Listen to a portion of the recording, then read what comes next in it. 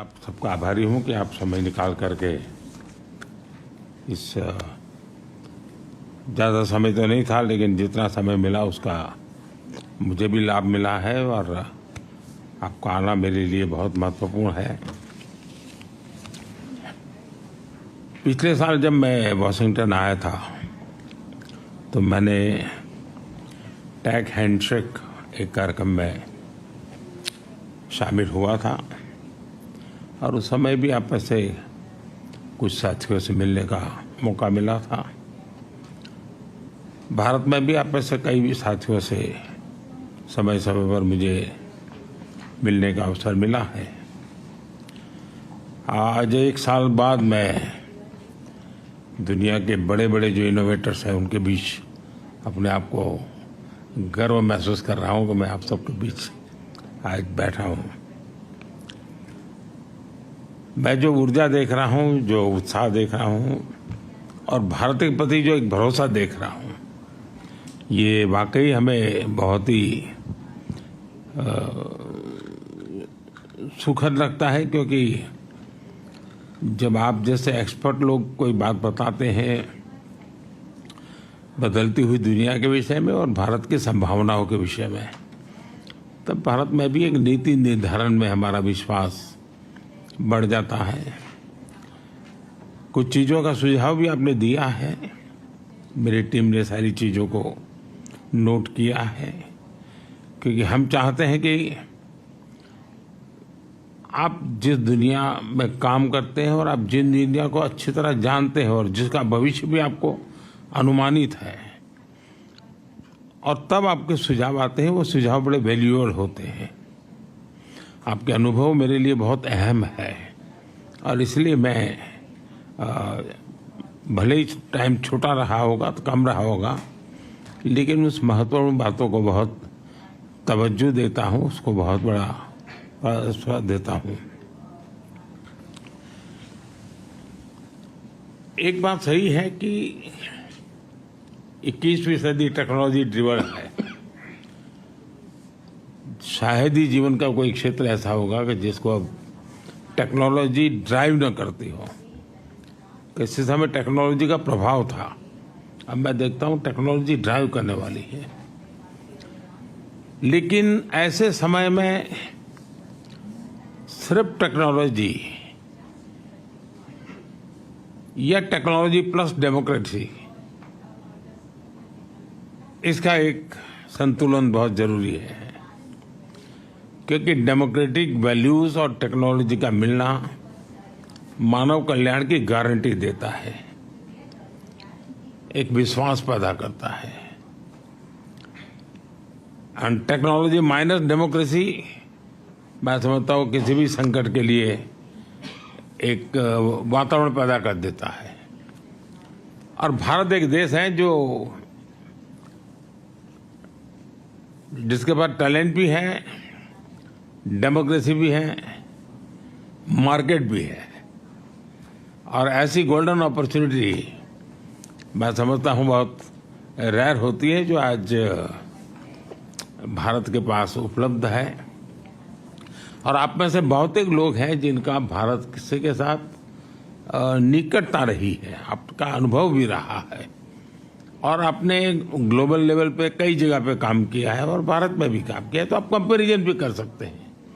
और उस कंपैरिजन में भी आप देखेंगे कि आपको +1 की पोजीशन वहाँ नजर आएगी, और इस अर्थ में मैं इसको बड़ा महत्व मानता हूँ।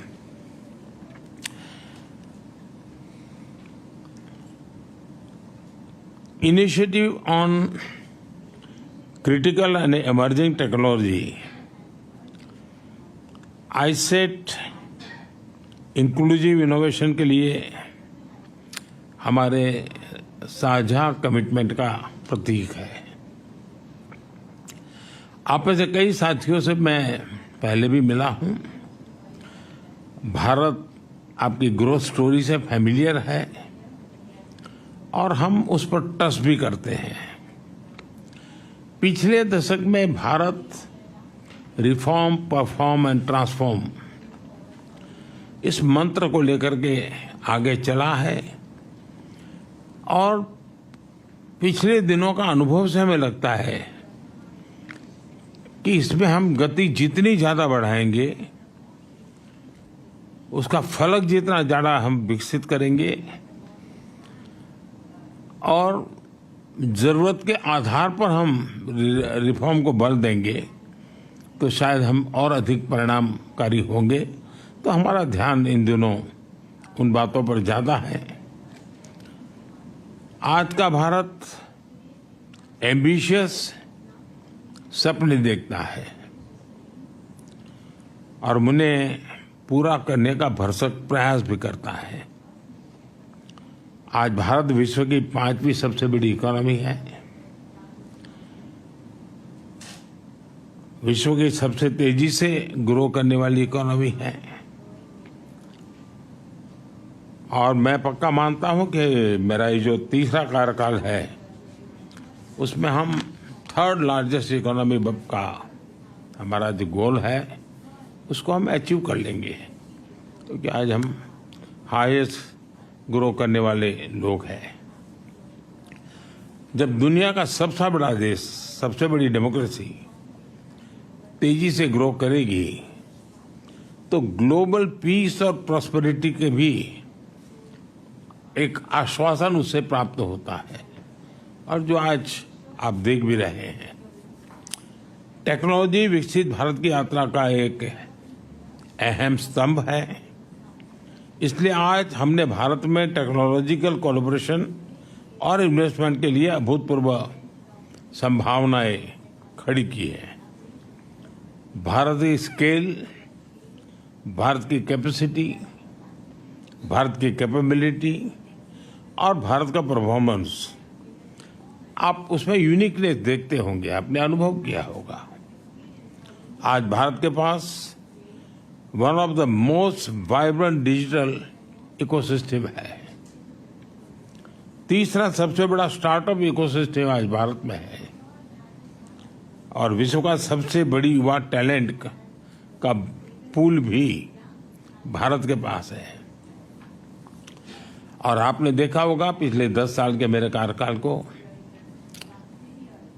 और शायद इसी के कारण हमें फिर से एक बार जनता ने आशीर्वाद दिया है। और मैं मानता हूं कि इन्वेस्टर के लिए और कोई भी साहस करने वाले व्यक्ति के लिए पॉलिसी स्टेबिलिटी ये बहुत ही महत्वपूर्ण चीजें होती हैं। और आज भारत एक तो पॉलिसी ड्रिवन हमारा गवर्नेंस है, लेकिन साथ साथ stable policy and predictable policy, उसमें हम आग्रही हैं ताकि कोई भी इन्वेस्टर के लिए या कोई भी वहां काम करना चाहता है उसके लिए एक एश्योरेंस उससे प्राप्त होता है और उस दिशा में हम प्रयत्नशील हैं। आज की टेक्नोलॉजिकल ट्रांसफॉर्मेशन हम रीढ़ की हड्डी के बिना शरीर की कल्पना नहीं कर सकते। वैसे चिप्स के बिना कोई कारोबार चलना मुश्किल है और हम उस दिशा में ये बात सही है कि जिस गति से दुनिया में एक विषय चला उसमें हम लेट हैं, लेकिन हम एक बार शुरू करते हैं तो हमारी गति भी उतनी तेज होती है। अब जैसे 5G में हम लेट थे, लेकिन आज हम नंबर 1 पर है। तो ये भारत की अपनी एक विशेषता भी है, स्केल भी है, आवश्यकता भी है। तो चिप की और सेमीकंडक्टर की दुनिया में हम जो पॉलिसी लाए हैं उसको बहुत ही स्वागत हो रहा है। करीब करीब सभी इस क्षेत्र के लोग भारत में आने की दिशा में आकर्षित हो रहे हैं और उसके लिए जो बेसिक नीड्स की जरूरत है उसमें हम पूरी तरह तैयार हैं। चाहे पॉलिसी की बात हो, वहाँ पर आवश्यक इंफ्रास्ट्रक्चर की बात हो, सेंट्रल और स्टेट गवर्नमेंट का एक सहयोग हो, इन सभी चीज़ों में हम साथ में हैं। और इसलिए सबसे बड़ी बात है डिजाइन। आज भी दुनिया की बड़ी बड़ी आपकी सबकी कंपनियां भी है, उनकी रिसर्च और इनोवेशन के सेंटर भारत में है। सबके सब भारत के टैलेंट से आप पूरी तरह परिचित है। भारत के टैलेंट पर आपका पूरा भरोसा भी है। तो हम डिजाइन इन इंडिया के मूड में भी और अब काफी बल दे रहे हैं ताकि हम दुनिया को कुछ नया देने के लिए सेमीकंडक्टर में हम $15 बिलियन का एडिशनल इन्वेस्टमेंट करने की दिशा में हम आगे बढ़ रहे हैं। दुनिया भर से भी जैसा मैंने कहा इन्वेस्टमेंट आ रहा है और भारत का प्राइवेट सेक्टर भी इन दिनों में काफी इस मात्रा में निवेश कर रहा है। हाल ही हुए हमने एक सेमिकॉन इंडिया समिट की, आप में से कुछ साथी उसमें थे भी। भारत के पास global semiconductor ecosystem supply chain में एक रिलायबल और क्रेडिबल पार्टनर बनने की पूरी क्षमता है। आज हमारा इलेक्ट्रॉनिक सेक्टर $150 बिलियन से ज्यादा का है। हमारा लक्ष्य इसे 2030 में $500 बिलियन तक ले जाने का है ताकि इस सेक्टर में 6 मिलियन नई जॉब्स की हम आपूर्ति कर सकते हैं। इन लक्ष्यों को पाने के लिए हम इंडस्ट्री के साथ जितना ज्यादा सहयोग बढ़ सकता है हम उसके लिए तैयार हैं और मैंने मेरी सिस्टम को भी प्रोएक्टिव करने की दिशा में मैं सफल रहा हूं।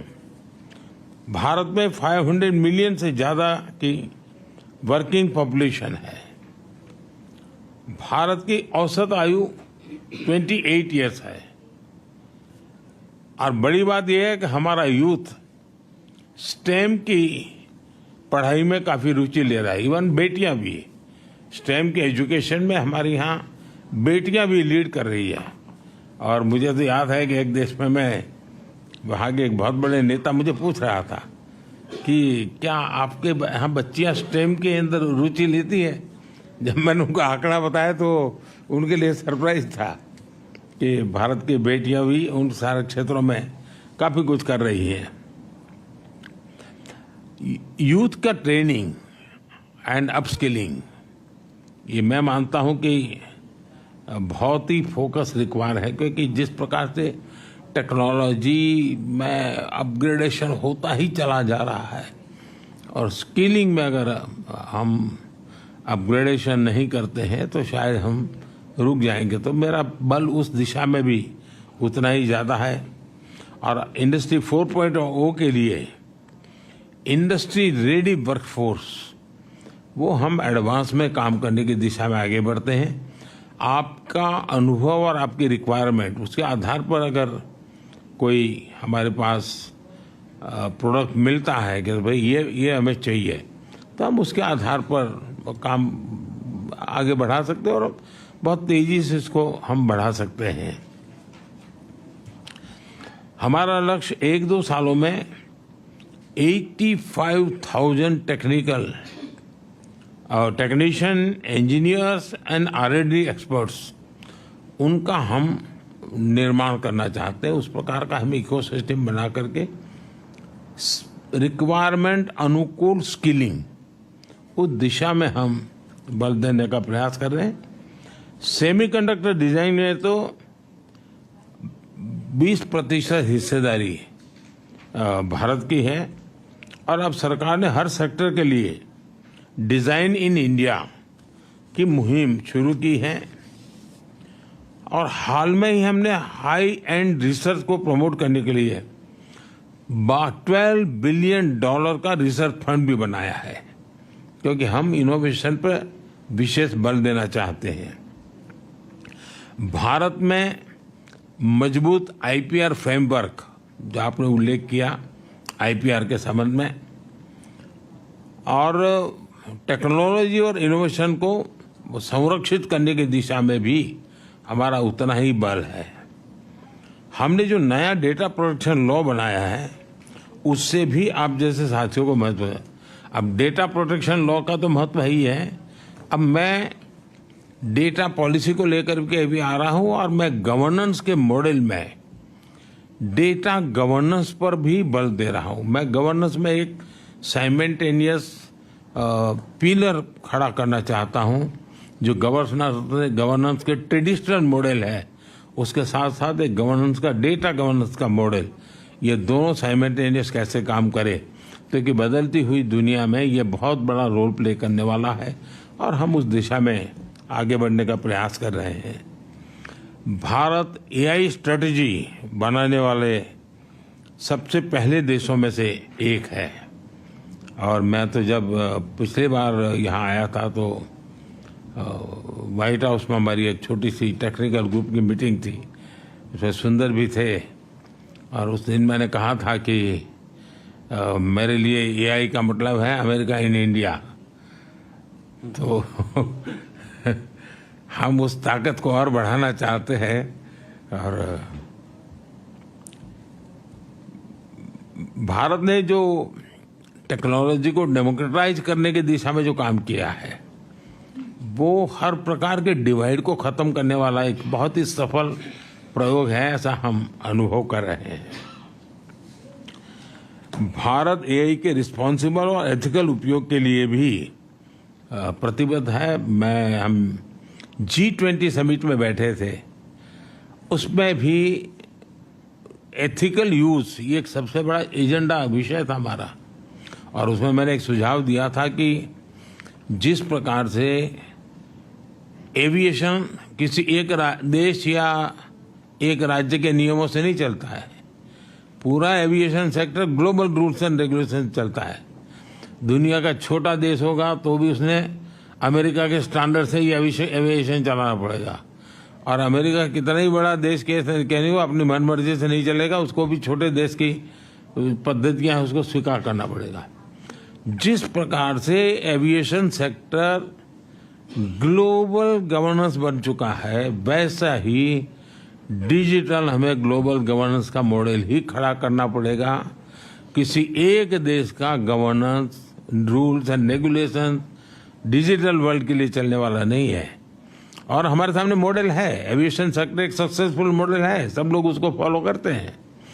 तो मैं G20 में इस विषय को मैंने बहुत आग्रह से रखा है, आगे भी मेरा ये प्रयास है।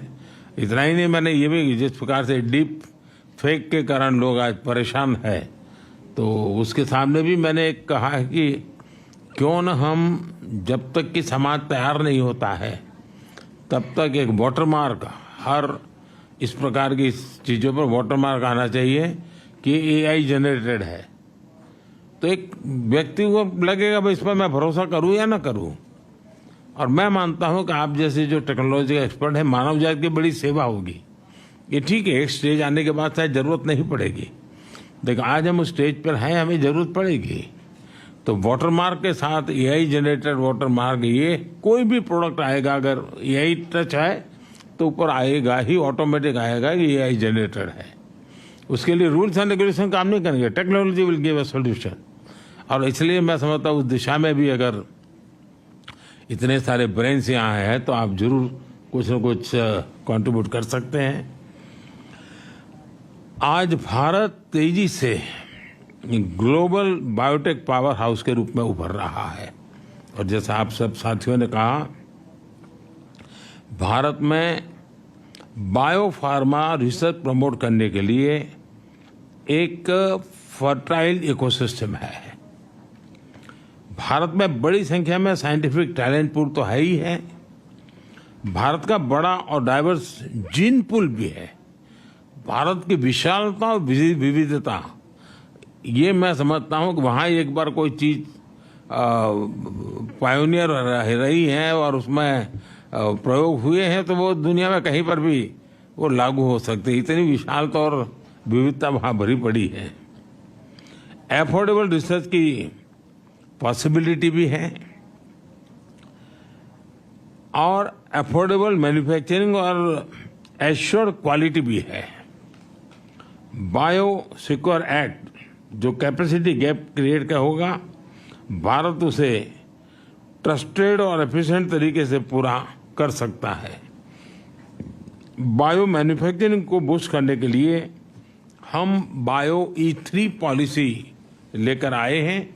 आपके साथ ध्यान में आया होगा, पिछले सप्ताह ही मैंने मेरी कैबिनेट में बायो E3 की पॉलिसी हम लेके आए हैं और एक बहुत फ्यूचरिस्टिक पॉलिसी हमने बनाई है। बायो E3 यानी biotechnology for economy, employment and environment, इन तीनों चीज़ों को लेकर के मैंने बायो E3 पॉलिसी को बल दिया है। 2030 तक भारत की बायो इकोनॉमी बढ़कर $300 बिलियन की होने की हम संभावना देखते हैं।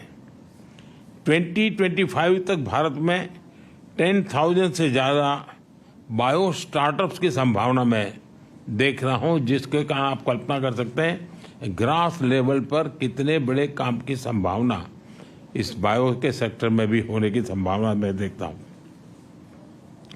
हमारा लक्ष्य है कि हेल्थ सिक्योरिटी और ग्लोबल चैलेंज के सॉल्यूशन देने में भारत लीडरशिप के रोल में हो और जिसमें आप सबका सहयोग बहुत बड़ी हमें ताकत दे सकता है। भारत प्रो प्लैनेट पीपल के अप्रोच को लेकर इंफ्रास्ट्रक्चर बना रहा है, इनोवेट कर रहा है। 2030 तक 500 गीगावाट रिन्यूएबल एनर्जी के टारगेट को अचीव करने के लिए हम एक साथ कई स्तर पर काम कर रहे हैं और इसलिए आपके लिए मैन्युफैक्चर में भी अद्भुत संभावना है। फ्रेंड्स, आत्मनिर्भर और सशक्त भारत की विकास यात्रा में आप सभी को मैं एक सहयात्री के रूप में, एक सहभागीदारी के रूप में हमेशा मानता हूं, देखता हूं और उस प्रकार से हमारी यात्रा भी रही है, आप सबका अनुभव भी है। और मुझे विश्वास है कि भारत और अमेरिका की टेक कंपनीज मिलकर ग्लोबल चैलेंजेस के समाधान से में अहम रोल निभाएगी। मेरी टीम आपके जो सुझाव मिले हैं उसको भी और आपने जो एक विश्वास व्यक्त किया उसको भी हम उसको बड़ी गंभीरता से लेते हुए आवश्यकता के अनुसार उसको हम फॉलोअप भी करेंगे। मेरे द्वार तो हमेशा खुले रहते हैं। मैं हमेशा एक विद्यार्थी की तरह आप सबसे कुछ सुनता हूँ, सीखता भी हूँ और गवर्नेंस में उसको लाने का प्रयास भी करता हूँ ताकि मेरा देश भी उतना ही तेज़ी से आगे बढ़े। लेकिन मैं फिर से एक बार आप सब समय निकाल करके आए, मैं आपका बहुत बहुत आभारी हूँ और मैं आपका हृदय से आभारी हूँ कि आप चिंता किए और इस काम को आगे बढ़ाए हो। बहुत बहुत धन्यवाद जी।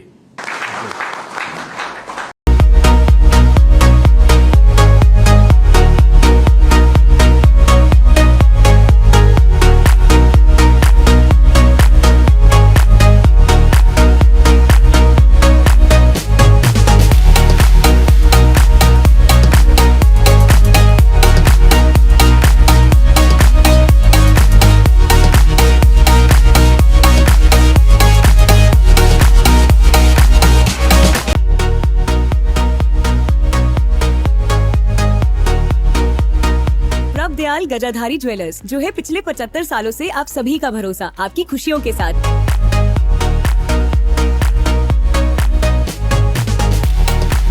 प्रभ दयाल गजाधारी ज्वेलर्स, जो है पिछले 75 सालों से आप सभी का भरोसा, आपकी खुशियों के साथ। पठानकोट से मनचंदा टावर, डलहौजी रोड।